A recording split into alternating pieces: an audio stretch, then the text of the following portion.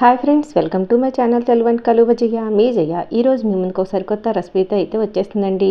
చూస్తుంటే నోరు ఊరిపోతుందా? చేప ముక్కలు, మామిడికాయ ముక్కలు కనిపిస్తున్నాయి. ఏంటి అనుకుంటున్నారండి? కొరమీన చేపతోని ఇలా మామిడికాయ వేసి నెల్లూరు స్టైల్లో అయితే చేపల పులుసు చేశానండి. దానికోసం అయితే ముందుగా మనకి కొరమీన చేప కావాలి కదండి. మార్కెట్కి వెళ్ళి ఇలాగా మనం బతికి ఉన్న కొరమీన చేపలు అయితే తీసుకున్నామండి. చూసారు కదండి, ఇలా బతికున్నవి మనం తీసుకొని కర్రీ చేయడం వల్ల టేస్ట్ చాలా బాగుంటుందండి. ఎందుకంటే తాజాగా ఉన్నవి ఫ్రెష్గా ఉంటాయి కాబట్టి మనకి టేస్ట్ అనేది చాలా బాగుంటుందండి. ఈ కొరమీనలు చూస్తుంటే చూడండి, చేస్తుంటే జారిపోతుంటే చెయ్యికి దొరకవు, చేయడం చాలా కష్టమండి. కొంతమంది అయితే కొరమీన చేప చేయమంటే మేము చేయమండి, జారిపోతుంది అంటారు కొంతమంది. అంటే కొత్తగా చేసిన వాళ్ళండి.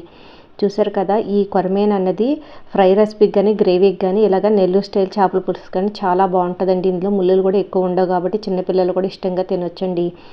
అలా కట్ చేసి తెచ్చుకున్న తర్వాత ఇంటికి వచ్చాక నిమ్మకాయ రసము, కల్లుప్పు శుభ్రంగా ఇలా క్లీన్ చేసేసుకొని ఇప్పుడు అందులోకి అయితే మనం ఇలా ముందుగా పసుపు, కారం, ఉప్పు, కొంచెం ఆయిల్ వేసి ముక్కలకి పట్టేలా కలిపేసుకొని పక్కన పెట్టుకోవాలండి. అప్పుడు ముక్కలకి ఉప్పు కారం పట్టడం వల్ల టేస్ట్ అనేది చాలా బాగుంటుందండి. చూసారు కదండి, ఇలాగా మనం అయితే ఇలా కట్ చేయించేసుకొని శుభ్రంగా కలిపేసి పక్కన పెట్టుకున్నాం కదండి. ఇప్పుడు మనకి పులుసు కర్రీ ఎలా చేసుకోవాలో చూద్దాం రండి.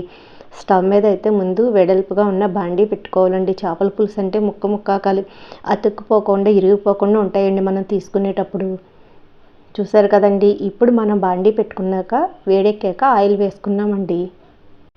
ఈ ఆయిల్ వేడెక్కిన తర్వాత కొంచెం ఆవాలు, కొన్ని మెంతులు వేసుకుంటేనే మనకి ఈ చేపల పులుసు, నెల్లూరు చేపల పులుసు అన్నది టేస్ట్ బాగుంటుంది. మామూలు చేపల పులుసు కానీ ఇలాగా వేసుకుంటేనే చేపల పులుసు టేస్ట్ అనేది చాలా బాగుంటుందండి. మీడియం సైజు ఒక 2 ఉల్లిపాయలను అయితే చిన్నగా సన్నంగా కట్ చేసుకోవాలండి ముక్కలు.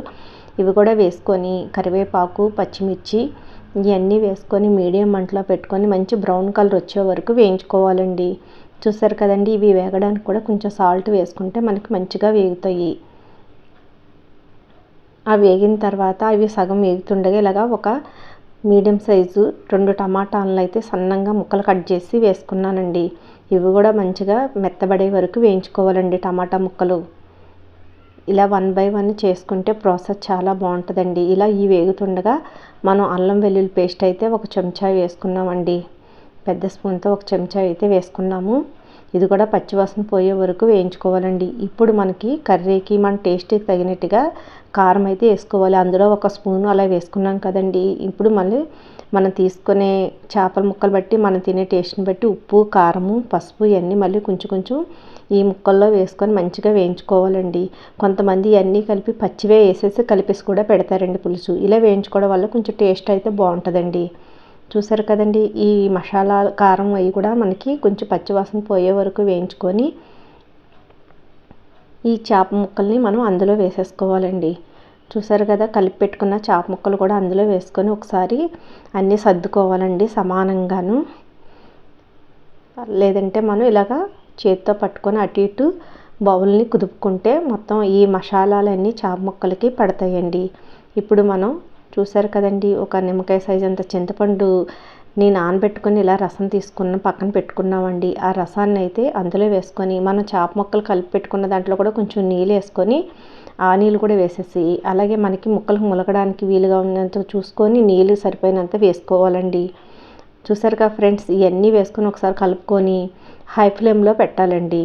హై ఫ్లేమ్లో పెడితే మరుగు వచ్చిన తర్వాత అప్పుడు మళ్ళీ మీడియం మంటలో పెట్టుకోవాలి. పచ్చిమిర్చి అయితే ఒక 8 అలా వరకు ఇలాగా మధ్యలో గంటలు పెట్టి వేసి అలాగే మామిడికాయ ముక్కలు కూడా అండి. మామిడికాయ ముక్కలు మనకి ఇప్పుడు ఒరుగులు కూడా ఉంటాయి మనకి మన దగ్గర. అలా లేదంటే మనకి పునాస మామిడికాయలు కూడా వస్తాయి కదండి, అవేనే ఇలా వేసేసుకొని ఇలాగ మనం మూత పెట్టి హై ఫ్లేమ్లో పెట్టాలండి. దానికోసం అందులో మనకి నెల్లూరు చేపల పులుసుకి మసాలా పొడి ఒకటి తయారు చేసుకోవాలి కదండి. దానికోసం అయితే ఇలా పొడి అయితే చేసుకుంటున్నాం చూడండి.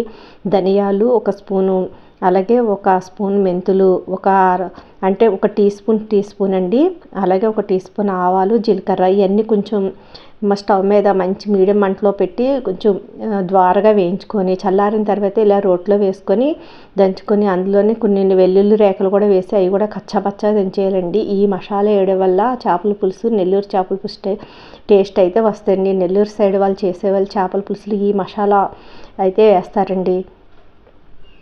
చూసారుగా ఫ్రెండ్స్, ఇలా మరుగు వస్తున్నప్పుడు మళ్ళీ మీడియం మంట పెట్టుకోవాలి.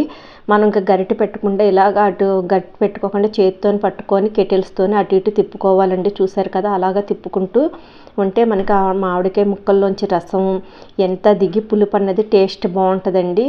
చూసారుగా ఫ్రెండ్స్, ఇలా మీడియం మంటలో పెట్టుకొని బాగా కొంచెం మరిగిన తర్వాత చూసారుగా నూనె ఇలా తేలుతున్నప్పుడు ఇప్పుడు మనం దంచి పెట్టుకున్న ఈ మసాలా పొడి వేసుకుంటే టేస్ట్ అనేది చాలా బాగుంటుందండి. ఇలా వేసుకున్న తర్వాత ఒక 5 నిమిషాల పాటు ఇలా మరగనిస్తే, అలాగే కొత్తిమీర కూడా వేసుకొని చక్కగా మరగనిస్తే మనకి నెల్లూరు చేపల పులుసు అనేది రెడీ అయిపోద్దండి.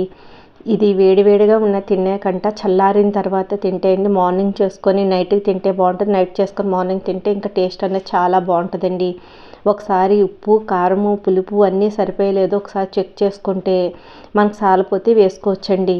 చూసారు కదండి, ఇలాగా సగం బాగా మరుగుతున్నప్పుడు ఇలా కొత్తిమీర కూడా వేసుకొని చక్కగా బాగా ముక్క మనకి ఉడికిపోతుంది. పులుసు అన్నది చిక్కదనం మనకి ఎలాగైతే కావాలో అలాగా సరిపోయేలాగా మరగబెట్టుకొని తర్వాత స్టవ్ ఆఫ్ చేసేసుకుంటే మనకి నెల్లూరు చేపల పులుసు అనేది రెడీ అయిపోయినట్టు. తర్వాత చల్లారిన తర్వాత సర్వింగ్ బౌల్లోకి తీసుకొని సర్వ్ చేసుకోవడమేనండి. వేడివేడి అన్నంలోకి కానీ రాగి సంగటిలోకి కానీ వేసుకొని తింటే భలే టేస్ట్గా ఉంటుందండి. మధ్య మధ్యలో ఈ మామిడికాయ ముక్కలు రాగి సంగటిలో పెట్టుకొని నంచుకుంటే ఇంకా టేస్టీగా ఉంటాయండి. చూసారు కదండి, మనకి మామిడికాయ ముక్కలు కూడా చక్కగా ఉడికిపోయి చేప ముక్క కూడా మంచిగా ఉడికిపోయిందండి. చూడండి ఎంత చక్కగా ఉందో. ఇలాగా చక్కగా టెంక కూడా వేసేసుకుంటారండి చాలామంది. మనకి ముక్కలు కూడా చక్కగా ఉడికాయి. మనకు చూస్తుంటే నోరు ఊరిపోతుంది కదా friends. Thank you for watching friends.